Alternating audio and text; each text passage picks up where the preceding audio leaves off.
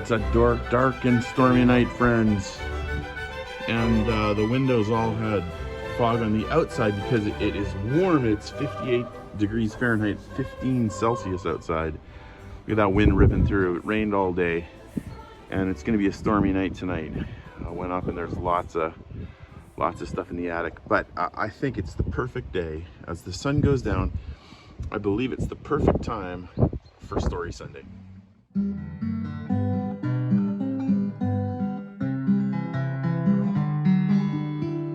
All right, welcome here, everybody. I got the old guitar out in the classroom. This is where the students come and they always ask to do worship, and also we read through the scriptures and do all of our classes. It's a great room. It's a beautiful room. It has incredible views out the windows while we're teaching. And I thought I'd come in here and we could do maybe a little bit of a Sunday chat. Got the candles lit. They're just off camera. Ooh, put a little glow in the room. Tried to get a bunch of candle holders. It's kind of fun. And it warms you up when you're cold in the chateau. So yeah, I thought I'd tell maybe a little bit of our story. We've had some big updates happening in our lives and very exciting ones. And I'd love to kind of keep you guys up to date with it. Now, if you've watched our videos, if you go right back to the start, season 1, episode 1, 2, 3, 4, 5 are all pretty short and actually kind of interesting if you're interested in our story. We were about 50 and we were trying to figure out what we're going to do with the rest of our life. We'd worked with young people in churches and in schools for 3 decades, a little bit more than that, and had loved them and had cared about them, and it was wonderful. But we wondered if we could do more. And we wondered if we could launch out and do something ourselves and be even maybe more effective than we were being. And so we got this idea to start a study abroad program, to start a place, to try to create a place for young people to kind of come and connect. Because as we looked at young people in today's world, we really saw a lot of problems. It is difficult to be a young adult in today's world, in the West, probably all over the world, but certainly in the West. Complicated to get a house, complicated to get your education. Education's ridiculously expensive. And so a lot of young people, they come through the first years of their life and they have maybe friends, and then their friends scatter off to all these different schools and they're left alone and they're left isolated. And we thought, is there a way we could help them? What could we do? And so we started to think of ideas. And we'd had, for years and years and years, we did camps and retreats and mission trips. And we'd just seen that they were incredibly powerful times where people would come together and they would learn. And the whole idea of living in community, it's powerful. If you've never done it, it can be really a life-changing experience, to be surrounded by an environment of positive peer influence where people care about you and they want your best and they're encouraging you. And so we thought, how could we do something like that while helping them to get their education and also not driving them into debt? Now, especially in America, school is so expensive that, very nice students cannot afford to go to school. And so we thought, can we do it cheaper? And in some ways, the Chateau de la Grifferaie was the answer to all our questions. Because here in France, Chateaux are very reasonably priced, though difficult to maintain and to operate. But we knew that we could probably pick up one of these beautiful big buildings and we could create kind of a center for young people. And so, we started off a few years ago. We've actually had 5 different groups of students out for 2 months. And each of the groups have been amazing. Like the life change and the growth and the relationships built. I just, before this video, I went to walk and go find a camera stand, and I was walking through the different rooms. And every time I walk into a room, I have a memory of another student, a beautiful memory of people having fun and kind of joyous encounters. And it's been incredible. Now, originally, obviously this, if you want to do anything significant, like you got to sacrifice, and we were willing to do that. And so this whole idea meant that we would have to sell our house in America and also cash in our inheritance, any, pension that we had pretty much. Took all the money we had and we put it towards the chateau. And it was kind of like, well, okay, I'm going to show you a picture. Hang on. It's kind of like this.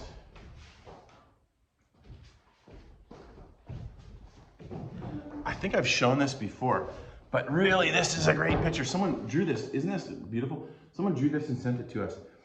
And it's, of course, a picture of a story in the New Testament where there's a little boy who comes up to Jesus and there's all these people that are hungry. And he's like, what do we have for food? And there's only, there's thousands of people. And there's only one little boy. He's got, I've got 5 loaves and 2 fishes. And he brings them to Jesus. And then Jesus multiplies them and then everybody's fed. And it's a big miracle.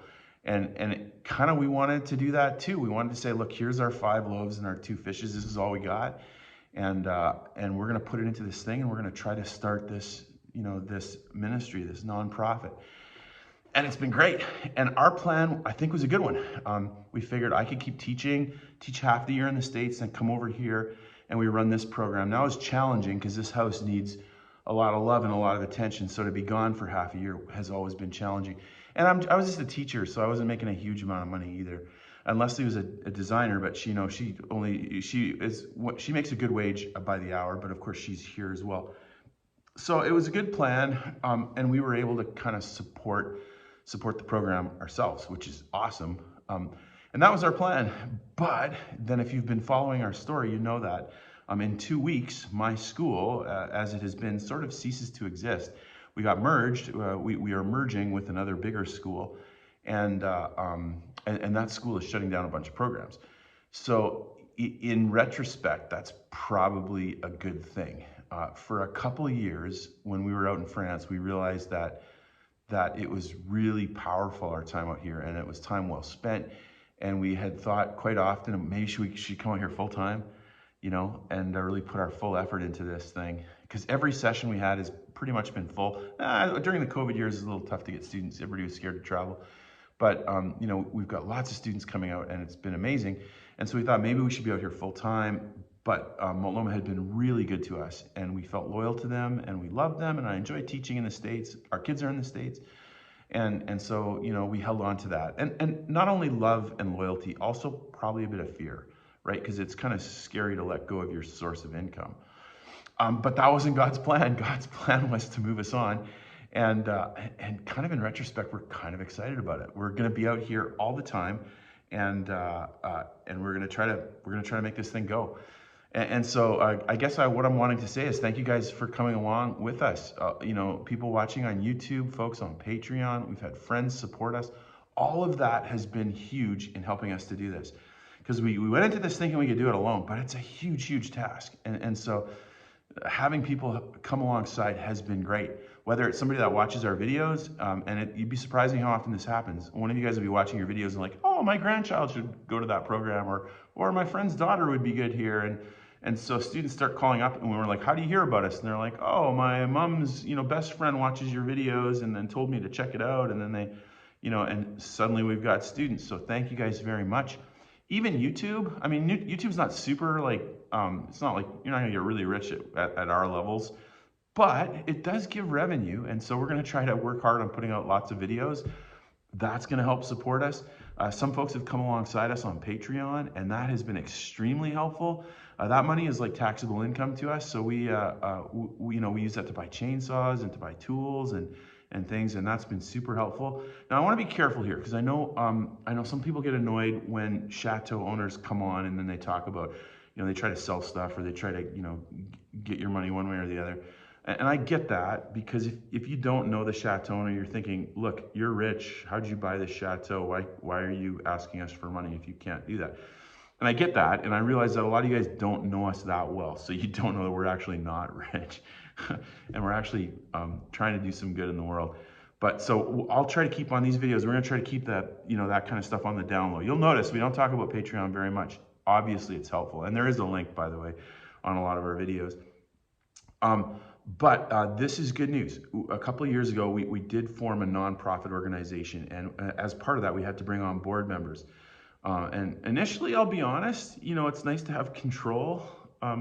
We almost wondered about starting this thing as a business that just lost money every year, and we just never have to pay tax because, we'd never make money. But then a good business friend told me that the IRS expects you to make money, I think 1 of 3 years at least. So that plan was no good. So we thought, well, let's try a nonprofit.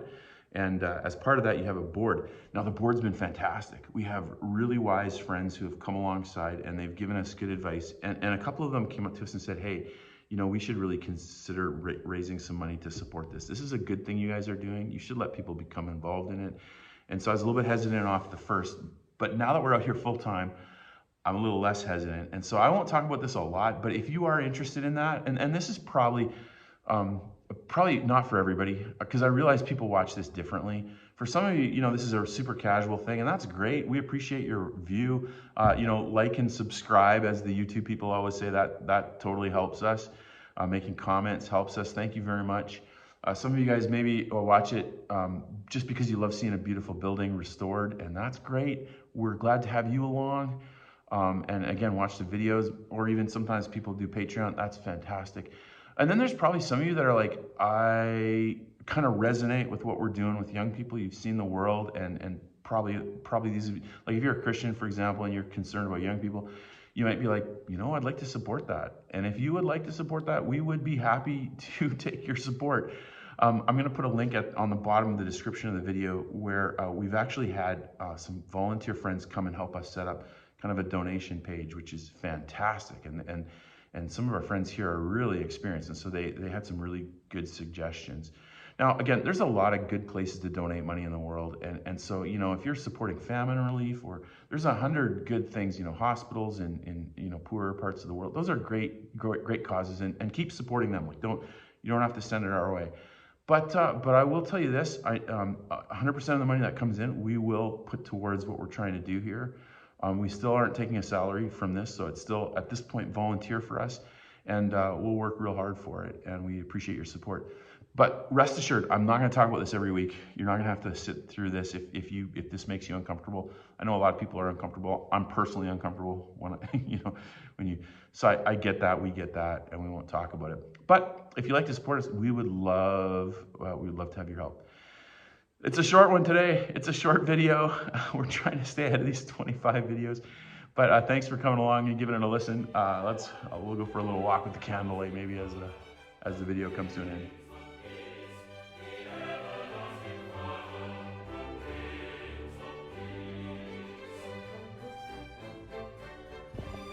Thanks for coming and visiting us on a stormy Sunday, on a stormy Monday.